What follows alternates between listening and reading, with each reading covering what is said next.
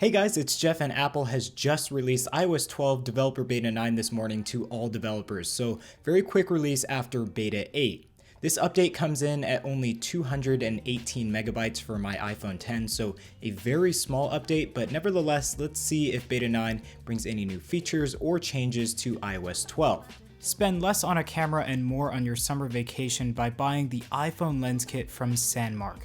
Now you can take all different kinds of creative photos on your next summer vacation only using the one device you'd be carrying anyways, your iPhone.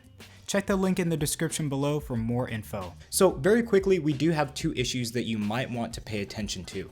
Number one is the camera effects in messages will only be available for the iPhone users who have the iPhone SE and iPhone 6s or later. So if you have the iPhone 5s or iPhone 6, you unfortunately will not have those effects available. Camera effects in FaceTime will now only be available on the iPhone 7 or later, no iPad. So we did have another change, and for those of you who use screen time, you do need to reset your downtimes when you update to Beta 9. Apparently there might be an issue, so Apple recommends that you re-input those times for your iDevices if you're running screen time. Now moving on to the UI, and there are no new features or changes that I am aware of as of right now. So I think the biggest improvement that I can see is the performance. As we are so far into the betas, I highly doubt that we'll be seeing more features or major changes. The betas will more likely be getting performance bumps instead of those new features.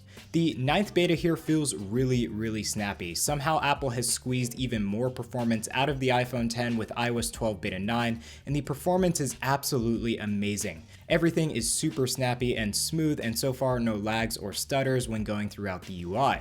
So guys, that is iOS 12 Beta 9. Very short video here because there's really not much to talk about.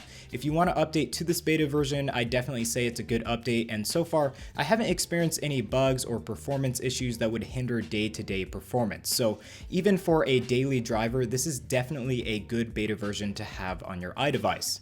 Anyways guys, thanks for watching, and make sure to get subscribed for some more upcoming content. If you guys want to talk with some other users of the iOS 12 betas, make sure to check out the iOS 12 beta forum link down below. So guys, thanks again for watching, and we'll catch you in the next video.